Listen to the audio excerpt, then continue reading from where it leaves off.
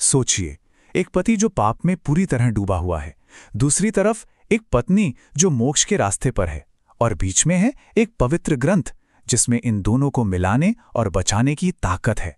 आज हम बात करने वाले हैं चंचुला और बिंदुक की कहानी की। एक ऐसी कथा जो हमें बताती है कि कैसे सबसे अंधेरी आत्मा में भी रोशनी की एक किरण पहुंच सकती है। कहानी की शुरुआत होते है एक सीधे से सवाल से, जो चंचुला देवी पार्वती से पूछती है।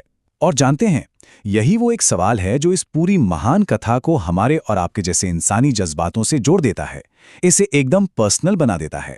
तो चलिए समझते हैं कि आखिर मामला क्या है।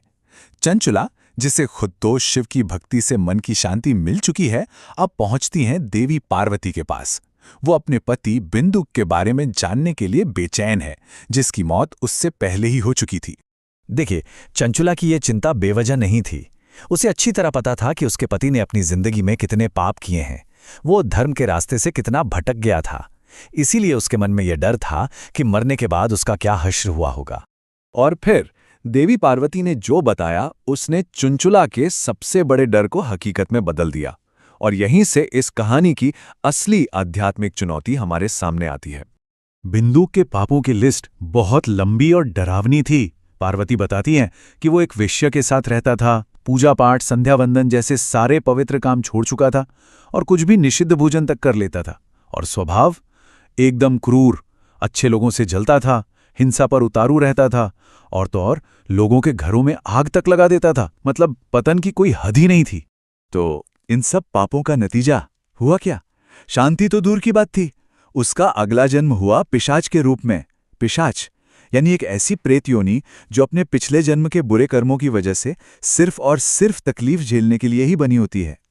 पार्वती बताती हैं कि उसकी हालत कितनी बुरी है।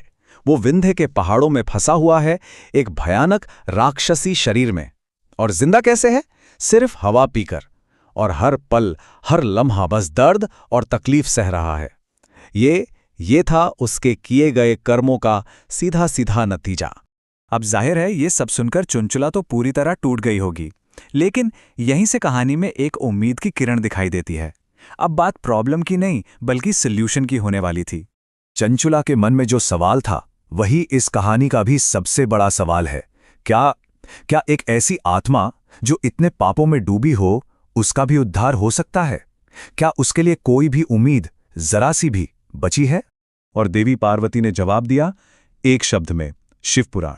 उन्होंने कहा, अगर बिंदु को उसके पापों से छुड़ाना है, उसे मुक्ति दिलानी है, तो उसका सिर्फ और सिर्फ एक ही रास्ता है, उसे शिव पुराण की पवित्र कथा सुनानी होगी।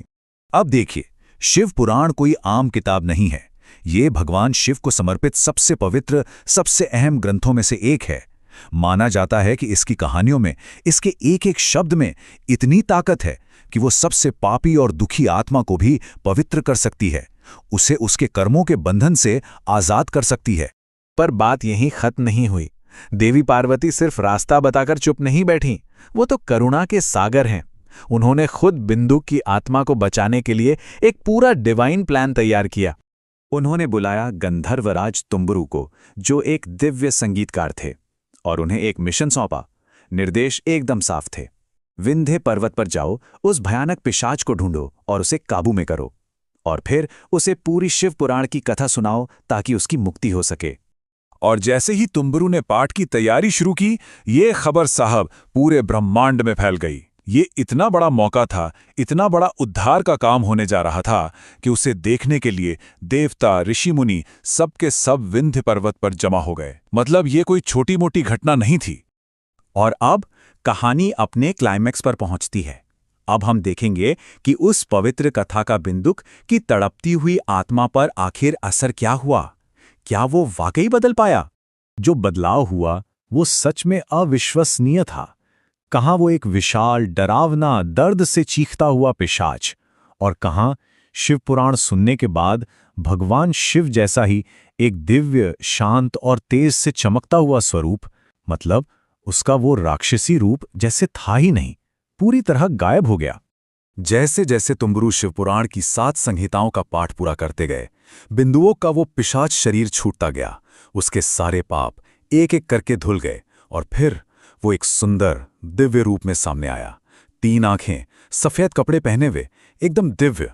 और कहानी का अंत होता है एक खूबसूरत पुनर्मिलन से। बिंदुक और चंचुला फिर से मिलते हैं और फिर दोनों एक दिव्य विमान में बैठ के सीधे पहुंचते हैं शिवधाम, भगवान शिव के शाश्वत निवास। वहां जाकर बिंदुक को भगवान शिव का गढ़ बनने का सौभाग्य मिलता है और चंचुला बन जाती हैं देवी पार्वती की सखी। दोनों को आखिरकार परम शांति और सुख मिल जाता है। तो बिंदुक और चंचुला की ये कहानी हमें एक बहुत गहरे सवाल के साथ छोड़ जाती है। ये सिर्फ एक पुरानी कथा नहीं है, बल्कि एक आइडिया है कि क्या सच में कहानियों में, पवित्र शब्दों में इतनी ताकत हो सकती है कि वो किसी को अंदर से बदल दे? क्या सही कहानी सुनकर कोई भी इंसान अपने अंदर के राक्षस से, अपनी बुरी आदतों से छुटकारा पा सकता है? सोचने वाली बात है ना?